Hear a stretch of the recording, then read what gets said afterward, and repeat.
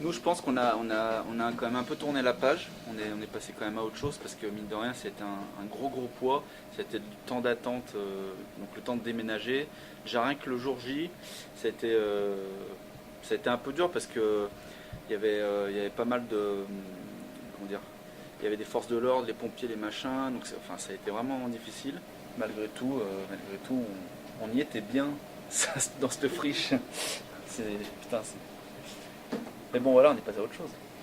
Ouais. Bah, on a Et là, on a maintenant. quand même des meilleures conditions. Enfin, Ouais. on s'est fait des meilleures conditions, c'est surtout ça aussi. Non, puis Grâce l'usine à, en elle-même, elle est quand bah, même. grâce à la mairie aussi qui a joué un peu le jeu. Après, on ne sait pas exactement là où ils veulent aller, donc on n'a pas de visibilité sur quelques années pour développer et nos projets, c'est-à-dire avec un peu de stabilité, mais aussi par rapport à l'ensemble de tous les artistes qui sont là. On a vraiment envie de faire quelque chose et on se sent un peu pressé par ce temps, par des incertitudes quant à l'endroit là où on est.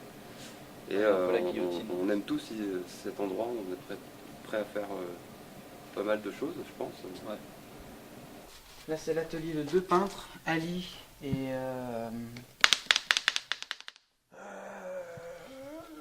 Comment il s'appelle déjà? Bon, bref, j'ai oublié son prénom.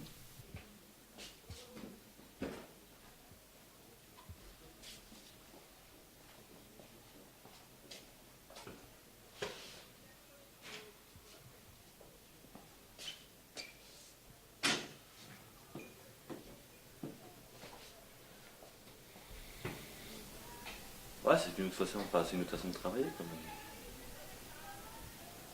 Faut être plus ordonné, quoi. Moins bordélique. Enfin, je parle de moi en fait. Parce qu'avant j'avais une surface, une énorme surface. Les toiles, je pouvais les poser où je voulais. Je pouvais même me faire un salon et tout. Donc là, il y a un banc, une table. Mais moi, il y a Ali qui est là pour structurer un petit peu aussi. Un petit peu le truc. Ouais, disons que c'est différent parce que le lieu n'est pas le même, parce que l'aventure s'est faite dans l'urgence déjà. Et puis au niveau boulot, c'est vrai que le manque de place fait qu'on gère différemment l'espace, le temps. Nous on a 14 mètres carrés ici, nous un atelier qui fait 30 mètres carrés. Euh, Comme vous pouvez voir, mon collègue fait des pièces assez grandes. Et bon voilà. Mais le bonus, la différence bonus, c'est que c'est beaucoup plus propre ici. On a une dynamique plus proche de nos besoins finalement. On se déleste pas mal de ce qui ne nous sert pas. Et puis on a une visibilité peut-être un petit peu plus propre vis-à-vis des riverains, des voisins, des interlocuteurs aussi, des clients.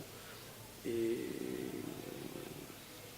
voilà, donc c'est réellement peut-être plus un palier intermédiaire plus viable que la friche, mais c'est beaucoup moins expérimental par contre, c'est beaucoup moins free entre guillemets, et puis au niveau espace, on n'est pas du tout les mêmes quoi. Donc du coup, 8 ans de friche avec de l'espace à l'Optima, du matériel à l'Optima, des matériaux à l'Optima, se retrouver ici nous permet un petit peu de voir et de mettre en pratique de manière plus chirurgicale ce qu'on a pu apprendre, voilà, les recherches qu'on a pu faire, graphiques, humaines, relationnelles, associatives, structurelles, bon, voilà.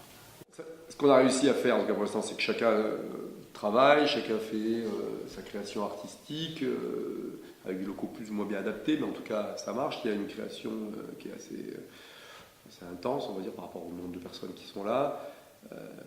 Et le qu'est-ce qu'on fait, c'est plutôt, d'après moi, comment survivre là, c'est-à-dire qu'officiellement, il y a une date butoir qui est le printemps 2014. Au printemps 2014, le stade qui est à côté devrait s'agrandir et donc raser ce bâtiment.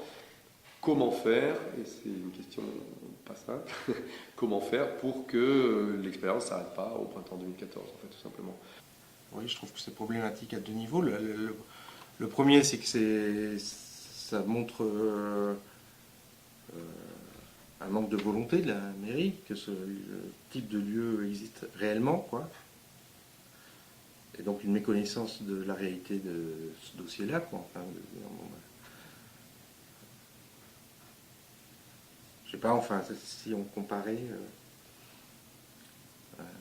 une association de football qui ne reçoit que ceux qui jouent au foot, quoi. Puis personne n'a le droit de regarder, tu vois. Ça serait un peu bizarre, quoi, finalement. Donc voilà, mais je trouve que ça pose également, en deuxième partie, ça pose également la problématique de nous, notre façon de réagir par rapport à ça, et de voir qu'est-ce qu'on propose d'autre. On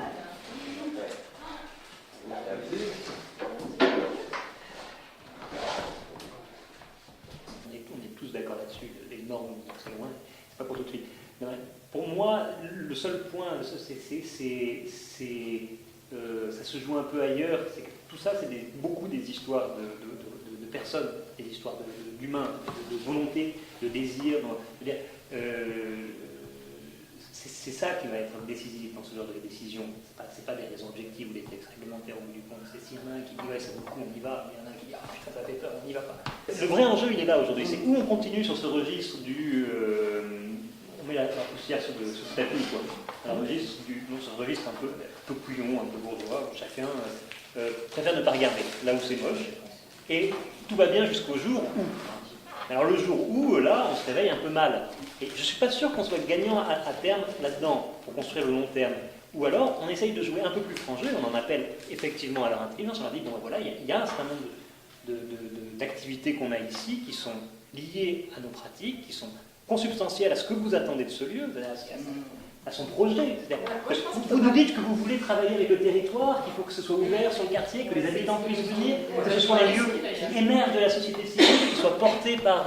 et vous nous dites que le public, il n'y a pas de public.